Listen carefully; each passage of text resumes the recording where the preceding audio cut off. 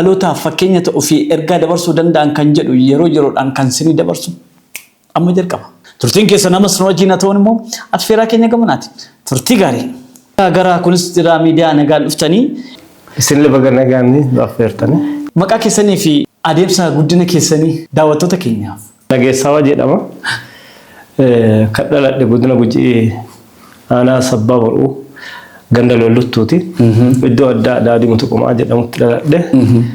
Barumsa kiyya sadarkaa tokkoffaa haga kutaa afurillee naannoo sanatti hordofe. Kutaa shanii haga kudhanii kan jiru immoo Shaakkisootti hordofe. Jalqabaa fi kan qacarame lixa aanaa Malkaa Sooddaatti qacarame. Achi keessatti hooggansa seektoraalee illee ta'ee hojjedheera.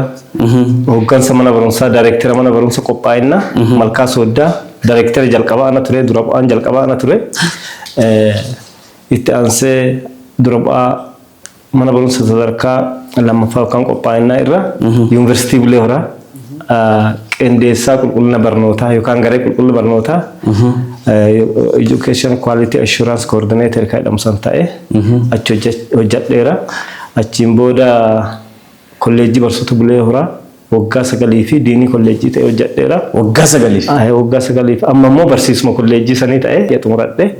Amma gammachuudhaan barsiisaa kolleejjii barnoota barsoota Bulee Horaa ta'e barsiisaa jira. Osoo barsiisaan taane ta'e isin maal taatu turtan? Osoo barsiisaan taane ta'e annamu siyaasaa ta'a. Ogummaa barsiisummaa akka jaallattan kan isin godhe maalimi? Jadduna gaafatte ogummaa barsiisummaa keessa galiisaa fi yaad isaa baay'ee gara duubaa deebi'a. Yeroo kutaa 8 baradhu barnoota bu'uuraa dirqama ture. Namni tokko dirqamaan baay'ee bu'uura barsiisa. Anillee bara sanii kutaa 8 akkuma xumuradhee qormaata kutaa 8ffaa fudhadheen booda gara godina Gujii ganda Fiiga Bikkee jedhamutti bu'uura akka barsiisu na ergame. Latti kun daandii isaa baay'ee fagoo. Baay'ee fagoo Shaakkisoorraa gara ganda Siree Buqqii Azuus in deemta. Azuus sarraa buutee dirqama karaa sa'aatii 8 miilaan deemta. Yeroo deemtu harka qullaa kan deemtu chookii qabda. Kitaaba qabda. Meeshaalee baruu barsiisu si gargaaran akkasumas uffata kee dabalattee kana battee ganda buupho kan jedhamu kun magaalaa gandi isaa Siree Buqqee. Siree Buqqirraa kaate ganda utuluu keessa dhufte ganda Fiiga Bikkee dhaqxa jechuudha. Ganda saddeqa sa'aatii 8 deemsa miilaan nami jabaan osoo dhaabbanna deemu sa'aatii 8 deemee iddoo deemsa dheeraa achitti barsiisuu jalqabe waan eegitu mittuu na qunname. Maali ganda bakka qobboo jedhamu tokko ramadanii barsiisuu gaaf jalqabu gaafa dhufu chookii mataa isaan daawwatama. Kitaabin daawwatama waan hundi isaaniif daawwi ture. Haa ta'uuti garji'a tokko gaafa akkana turru jarri garuma kiyya dhufaa deemanii gara ji'a lamaa yoo fidnu hagu'an barreessu hagu'an dubbisu jara kan anuma barsiise moo nama biraatiin dura barsiisee dhaqee shakke warra ofii kiyyaa fi barsiisuu jalqabe kan jechuudha. Achiin nama barsiisuu fedhe bakka nama barsiisuu na keessatti immunitiin isaa guddate jechuudha. Achiin jalqabee fedhii barsiisummaa na keessa uumame jechuudha. Maafi jijjiirama qabatamaa ka hiyyaana ka ofii keetiifuu eenne namarratti uumta waan ta'eef nama kaleessa iji isaa yookaan inti isaa homaa dhaggine ila isaa bantee lafa argisiichee namni kun gaafa dhufee sadarkaa keetti jaba alaafa akkamti hudhaan akkamti jedhee kana na gaafatee dhumarratti iyyannoo nu barreessinaan jedhan. Foormaatii iyyannoo ganda keessatti hin beektan iyyannoo barreeffataa yeroo baay'ee isaan waan ta'ani mee iyyannoo akkaataatti barreeffannuun nutti dhaggisiisedhan. Hojii manaa kenneef foormaatii tokko ofii qopheessee itti argisiisee achiin duuba mee isin hundinuu iyyannoo barreeffadhaa barkoottaadha. Gaafa jedhan hundi kakiyya caalaa bareedu qabatee dhufe. Uummata kana anattuu barsiise moo na biraatti barsiise. Akan jenne anumattuu guyyaa kaan abbaa caadaa jalqabsiise. Kanaaf achirraa jalqabee na barsiisuun kun waan bu'aa guddaa qaba. Yeroo sana qacaramtanii jirtan. Lakki maan qacaramta. Tolumaa 8 xumurame tola ooltummaa. Achirraa jalqabee keessoo kiyyatti barsiisummaa wanni jedhamu onnee biraa keessa uumame jechuudha. Antummaa uummata. Laphee keessa uumame. Yeroo ijoollummaa keessanii maal ta'uuf hawwitu turtan? Barsiisuun isin maali? Turtii adeemsa baruu barsiisuu keessatti kan isin gammachiisu maali? Wanni guddaan adeemsa baruu barsiisuu keessatti gammachiisu inni jalqaba nama hin ta'ini harka fudhattee nama sanii waan barbaadu san taasichee yeroo argitu baay'ee gammachiisa. Fakkeenyaaf barsiisaa jechuun barsiisaa dhugaa barsiisaa sadarkaa gadiiti. Egaa kun kan sinii darbaa jiru sagantaa Kunistira Miidiyaati. Kunistira Miidiyaan egaa namoota adda addaa keessumaa dhiibbaa dhalootaaf uumuu danda'u yookaan immoo fakkeenya dhalootaa ta'u yookaan immoo ergaa dabarsuu danda'u kan jennu yeroo yeroodhaan dabarsinee kan isin biraan gahaa jirudha. Daawwadhaan nu waliin tura. Daa'imman homaayyuu harkaa hin qabne waraqaa adii kana walitti qabate waan danda'u irratti hojjete bu'aa gaafa ija keetii argitu baay'ee gammadda. Gammachuun sun gammachuu qarshii shallagamee danda'u miti. Gammachuu ati waan tokko maatiraal bakka buustu miti. Gammachuu addaas keessa uuma. Gammachuu guddaan ani argadhu yeroo baay'ee tokko kana. Inni lammaffaan sadarkaa gadiirra gaafa ol dhufu naannoo qophaa'innaatti ijoollee gaafa barsiisuu jalqabnu mana barumsa baay'ee haalli isaa mijatiin keessatti daayireektara ta'ee yookaan dura bu'aa ta'ee Malkaa Sooddaa mana barumsaa barumsaan irra jalqabe an dura bu'aa ta'ee wanni hundi chaalenjii barataan baay'een yoo wanni tokko dhidhattu duruu bixeen gama caldeedha. Mani barumsaa kun duruu hin jiru maal qabannee qormaata biyya wajjin dorgonnaa waan jedhu ni jira. Kan inni hojjetu lafa gubbaa taa'eeti moti boolla keessa seenu inuma hojjeta. Mani barumsaas itti baratan dhimmaa miti isinummaan dubbisaa jedhaa kitaaba gaydoota adda addaa ofuma kiyyaa qocaa itti kennaa ijoollee akka dubbisan godhaa ture. Ijoolleen sun amma baay'ee isaanii yuunivarsiitii Bulee Horaa keessa barsiisan jiranii iddoo gurguddaa kana caalaa deeman jiranii kaa Finfinnee godina addaa keessa magaala Finfinnee keessa jiranii amma ijoollee san gaafa dhaggu baay'ee gammada barsiisuun kanas gammachiisa. Gama biraatiin gaafa gara kolleejjiitti fidu kolleejjii keessa namni dhufu kun dargaggeessa baay'ee ho'aa ture. Dargaggeessa baay'ee ho'aa ture. Yeroo sun keessumattuu gizee andiinii jalqabaaf ta'u naannoo 2008 saamarii gannarraa jalqabeetti ta'e yeroo baay'ee riivoluushinii yookaan sochiin siyaasaa hamaan jiru yeroo san keessatti barataa dargaggeessa qabachuun baay'ee waan hamaa ture baay'ee ulfaata.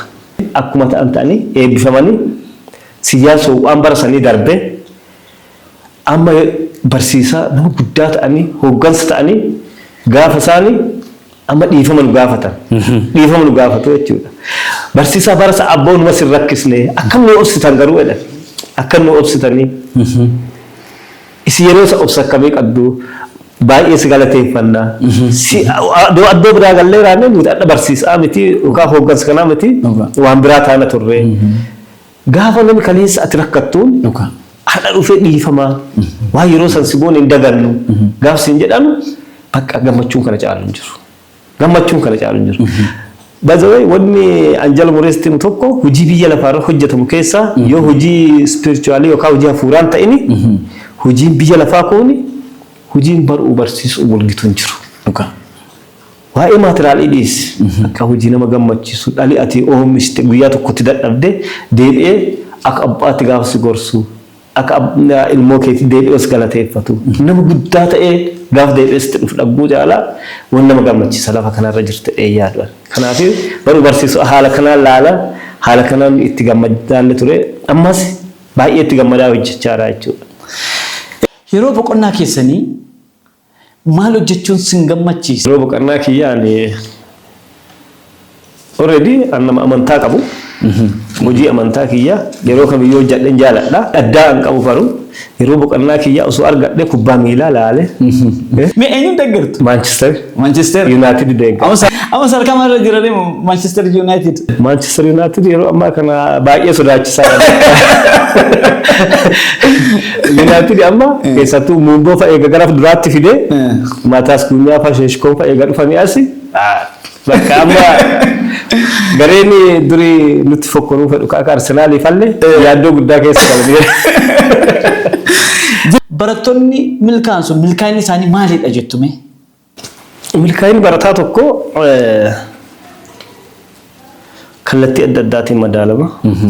Waan takkattumaanii tanaa milkaa'ana jettu tokkoffaani tattaaffii mucaasanii jiraachuu qabu. Yoo barataan sun hin tattaaffanne taate abbaan osoo iyyatiin ollaan hin birmatu. Barataa socho'u barataa tattaaffatu ta'uu qaba.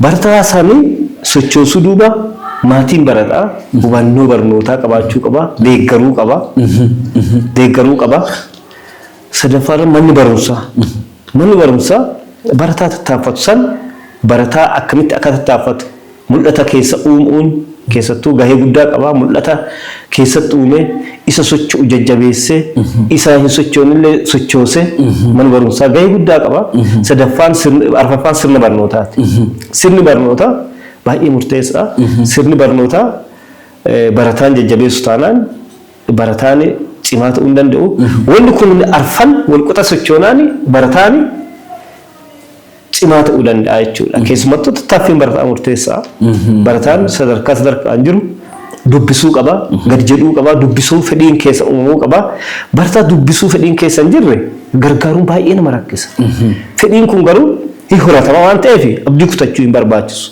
isa kana eenyu keessa uuma maatiin gahee qaba akkuma jenne maatiin gorsuu qaba ijoollee fi akka dubbisan kakaasuu qaba kallattii adda addaatiin jechuudha isa hunda amma kaasuun hin danda'amu manni barumsaa immoo barataan kun yomaan goone yoo akkam deeggarre barataa cimaa nuu ta'uu danda'a barataa dorgomaa nuu ta'uu danda'a ka jedhu hojjetuu qaba malee callisee mana barumsaa keessa taa'ee akkanuma barataan dorgomaa ta'uu jedhee miira qofaa eegate hin dhufu barataan kitaaba dubbifamu jiraatuu qaba barsiisaan mana barumsaa keessa jiraatuu qaba barsiisaan jiru sun fakkii fi adoonxiin barataa onnachiisee kiliikii godhee iddoo tuquu qabu tuqee akkanni barnoota san irratti yookaan dammaqu godhuu qaba dura bu'aan mana barumsaa achi keessa gahee guddaa qaba dura bu'aan oduu biraatiin dhama'aa oola teenaan hojii baruu barsiisuu achi keessa osoo tuqee hojjetteenaan rakkisa barsiisaan kophaasaa hojjetee garuu hin ga'u dura bu'aan mana barumsaa barsiisaan mana barumsaa keessa jechuu kiyya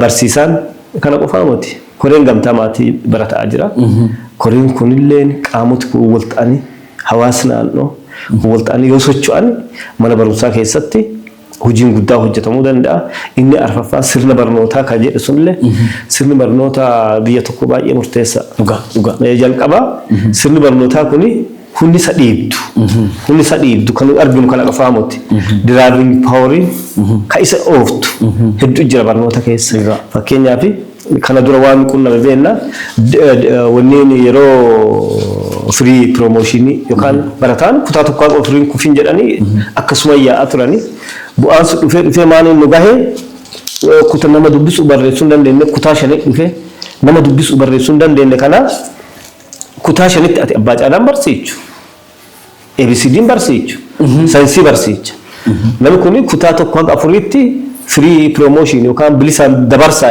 callisanii oofanii kutaa shanii naqanii kutaa shanii gaafa dubbisuu barsiisuu hin danda'u barsiisa achirsummaan barsiisaa dubbisuu barreessuu doontiin saayinsii barsiisa kutaa shanitti nam kulleen barataa dhibii harkaan qabu jenereeshinii harkaa qabu barsiicha barsaan qacaramaan tokko yookaan tajaajilaa uummataa tokko waa harkaa qaburraa hojjetu waa harkaan qadarraa hojjetu namni dhufe sun oofamee dhufee kutaa shaniin bahee kunillee dirqama oofee firra dabarsuun filannoon qabu jechuudha because hundee kuffisee filannoon qabu innillee jiraachuu illee hin danda'u efficiency barsiisaati wal ta'edhameera namni barataan baay'ee harka kufee qabxii isaa limaan ta'a efficiency isaa gadi bu'a isuma saniini guddin isaas achi gula jalaa qabama adabamuun jira kama muuxannoo barsiisummaa hedduu qabdu ogummaa barsiisummaa dhallee hooggansaa illee tajaajilaa turtaniitu barattoonni dur kutaa gara kutaatti darban fi barattoonni ammaa akkamittiin wal bira qabdanii ilaaltan yeroo ni jalqabee na bar nuti hojii keessa argaa jirra gaafachaa turre maaf akkas ta'a fakkeenyaaf namni kutaa shanii adoo dubbisuun barreessuu hin dandeenye dhufe eessa barataa cimaa sii ta'a kutaa 6 7 8 ba'a gaaf 8 ba'u dubbii dhufte qormaatiin jira yoo kufe dura bu'aa mana barumsaatti ni madaalama hoogganaa waajjira barnootaa itti madaalama ibn sadarkaa namoota hin gaafatama kun akan taane namoota sadarkaan hanna haala mijeessuun hojii ta'e moo karooruma ta'eetu itti qabatama moo maali jiraachuuf sirnicha jiraachuuf ka barsiisaan kufuu qabaa jedhee gaafatu koomaa keessa galaatu gaafii keessa galaatu ati ga'umsuun barbaaddu kuffisuu barbaadda laaltee akkaataatti hin dubbii hidhamu Gahumsuun barbaadu silaafuu waan barbaadu hojjatte namni dhibba gahuumee hin danda'u. Kanaaf inni kun bilisaan deemuun inni kun liqachuun barbaadu. Siigalee gaafa kana maanti dhufee kutaa 8 gaafa gaanu dubbiin gara cidhaatti jijjiirame jechuudha. Cidha mana qormaataa miti. Qormaataa cidhaa baajeti walitti qabama. Barsiisaan namni keessaa gahee hin qabne hin jiru. Dura bu'aan keessaa gahee qaba. Barsiisaan keessaa gahee qaba. Waajjira barnootaa keessaa gahee qaba. Egaa suppervaazar keessaa gahee qaba. Maatiin keessaa gahee qaba. Namni kun hundi wal ta'ee baajeta wayii cummatee warra qormaata dhufee hin qala. Barsiisaa qormaata kana hojjetee danda'a jedhamu adda bahaa qormaati baheetti kennama. Kun achi waan sana hojjeteeti suutumaan gara dareetti deebisa. Hundinuu osuma arguu akka nama arginee ta'eetuma itti deema. Maan siin jedhare. Achiini maatiin barataa deemee wal aadaa ta'e beektaa. Haga maatiin barataa dareektira hachisiin jedhee hiriira ba'u. Yeroo qormaataa mana barumsaa marsu. Dargaggoota yuunivarsiitii nutti akka hojii jabduu moobalii qabattee mana barumsaa hunda dhaabachuu. Bakka daddabarsuu qabxii oofuu. Barattoota sirrii darbiyaanii gaaf sagalee hin baanu. Namni dhufee nama kana hawali hin beenu. Hancalalamin kutaan 8 hin calalli akkuma jiru jiraan isaa eessa dhufa. Kutaa 9 dhufa. Dhufee gaaf 10 hin bahu ammallee sargii kan deebi'a. Sargii kan deebi'a. Dhalooti jiru kanuma kan ta'e kanuma keessaa filatta. Gaafa waan kana gaafatte fakkeenyaaf gaaf san dareektira ture. Kutaa 10 irratti buddeena keenya irra murteessine hin waraabsinyu birrii kanallee walitti hin qabnu wanni dhufu anaa fi namni dhalooti yaadachuu danda'a ana barsaa girjaa nama jedhamu girjaa galooyyee nu lamaan turre bakka wanni dhufe dhuttu yeroo sana barattoonni akka cimanii barataniif tiitoorii kennuun maaf dadhabame. Barattoota baay'ee tiitoorii nu raddide. Akka yuunivarsiitii hoo akkamittiin darbu? Yuunivarsiitii namni galee kutaa 12 lama sanii qoratan seenaa biraa dubbachuu nu barbaada. Kutaa 12 fixee namni yuunivarsiitii dhaqe. Gaafa yuunivarsiitii dhaqu lamaanti mijaa'ee seeta. Sabaa salaasa raamuti silsa arbaa waan jedhamu tokko beekta. 60-40. Maal jechuudha? 60-40 jechuun qormaata yuunivarsiitii keessa kennamu barataa kennamu keessa harki 60 continuous assessment fi assignment dhuma. Qormaata irra kate'amee fudhatamu dhuunfaan 40 qofa. Kana jechuun ijoolleen sun akkan kana jechuun barataan tokkotti cimaansi keessa jiraannaan qabxii 60 nuuf fiddaa jechuudha. 50 ol fiddee jechuudha. 50 ol fiddee caakeeti argatteerta. Kanaaf wanis cinqu waan dubbistuuf hin jiru. 40 jechuun 40 san keessaa namni tokko milaal 60 keessaa silaaba barataa cimaa hojjeta. Isattuu presentation yookaan dhiyeessii adda addaa dhiyeessa rakkoo qabaare 60 keessaa 50 55 60 ayyuu kacufu jira. Achi keessaa bilaand shooti akkasuma cadhiste yoo waan barbaade abbaa caadaatti marte 40 keessaa 10 ayyuu argatte 70 galte 65 galte B charge C charge back dhaloota akka fedhe jiraatu dhufe yuunivarsiitii eebbifamee dhufe isum namni biraa eebbifamee dhufe bu'aanii namoota osoo hin cinqamin osoo dhiphatanii baratanii fakkeenyaaf guutuma calalliin qabuun kuni baay'ee murteessa. Yoo namni calalamne ta'e yoo namni addan baane ta'e batarus maarre fakkeenyaaf ati waliin teennee baranne yoo nu keessa ebilu hagana tattaaffateera ebilu hagana tattaaffatu hin jedhini barumsi kamtu uumama. Egaa kakkumsi hin jiraan ijoollee kana keessaa bade. Sodaan keessaa bade, sodaan qormaataa keessaa bade, sodaan kufaatii keessaa bade. Nami of ga'oomsuurraa of qofa boonu deebi'e. Kunis jira miidiyaa ta'uudhaan egaa kan isinii dabarsaa jirru. Diinii kolleejjii barsiisota Bulee Horaa duraanii barsiisaa kolleejjii barsiisota Bulee Horaa yeroo ammaa wajjin turtii taasisaa jirudha. Ammas turtiin keessan wajjin haa ta'u nama affeeraa keenya qabanaati. Dookimentii fi nama wal xaraarsuu rakkoo ta'e jechuudha. Egaa kakkumsi hin jiraan ijoollee kana keessaa bade. Sodaan keessaa bade, sodaan qormaataa keessaa bade, sodaan kufaatii keessaa bade. Nami of ga'oomsuurraa of qofa boonu deebi'e. Uffata bakka itti bareedeera. Deemfixeera. Wanni hundi yuunivarsiitii fixeera. Yuunivarsiitii dhufee namni isatti dubbatu. akkasumaani osoo barumsa guutuu argate waan dokumentii guutuu argate dokumentii fi nama wal xaraarsuu rakkoo ta'e jechuudha. Dokumentii isaa waan biraa dubbata, namichi waan biraati. Yuunivarsiitii eebbifame afaan Oromoo guutii na barreesse hin jiru. Afaan Oromootii eebbifame afaan Oromoo guutii barreessuuf nama rakkatu arge na ajaa'iba. Eessaa dhuftee akkaataa sirni barnootaa ittiin bocee dhaloota nu fide isattuu kanaan nu ga'e jechuudha. Kanaaf sirni barnootaa wantoota arfan dura kaanye keessaa sirni barnootaa gahee olaanaa qaba jechuudha. Gahee olaanaa wanni kun arfan gaaf sirratan barataa cimaa dhugaa argachuun ni danda'ama. Ni danda'ama jechuudha. Amma gaafa laaltu wantoota kun fooyya'aa dhufanii jiranii. Mata achisiisuu fi hatuun hariiroo qabaame. Ayyaata addee dhaqe kamittuu. Addee ati argite kamittuu haata. Because hatuu isaaf waa haaraa miti. Qabxiyyuu haate maan rakkoo qaba. Birri hatuu waan salphaa. Kanaaf akka kun hin taane hanni kun hawaas dhaabbilee mootummaa sadarkaan jira mootummaa akka mootummaatti waan jalqabe kan itti du'anii dhaloota hanna akka farraatti ilaalu. Dhaloota hanna balaaleffatu. Dhaloota qabxii hatuura namni du'uu wayya jedhu horachuu qaba. Haga sanirraan ga'ini haga hanni kun qaqallatee miliqaa darbu balaa hamaa keessa. Amma kana akkaataa ittiin qabameeru akkaataa itti hoogganamaa jiru baay'ee gaarii shakkii amma naannoo kutaa 8 bara darbe. Iddoo mul'ate suni keessattuu biiroon barnoota Oromiyaa abbummaan fudhatee biiroo barnoota Oromiyaa qofaa miti caasaa isaa haga gandaa jira. Caasaan sadarkaan jiru balaaleffateera hojjechuudha. Isaanii nama ta'uu hin dandeenyu, isaan dorgomaa ta'uu hin dandeenyu. Kanaaf isa kanarraa hadheeffannee hojjanne barnoota keenya barnoota dhugaa ta'uu ni danda'a. Biyyi keenya biyya dhugaa ni ta'a. Wanni hundaan milkaa'uu ni dandeenya. Ergaa keenya guutuusaa karaa YouTube chaanaalii Kunisira Miidiyaatiin subscribe, like, share, comment gochuudhaan maatii Kunisira Miidiyaa ta'a. Sagantaa keenya marsaa tokkoffaa asirratti goolabna. Sagantaa keenya marsaa lammaffaatiin hanga wal agaruutti nagaan nu tura.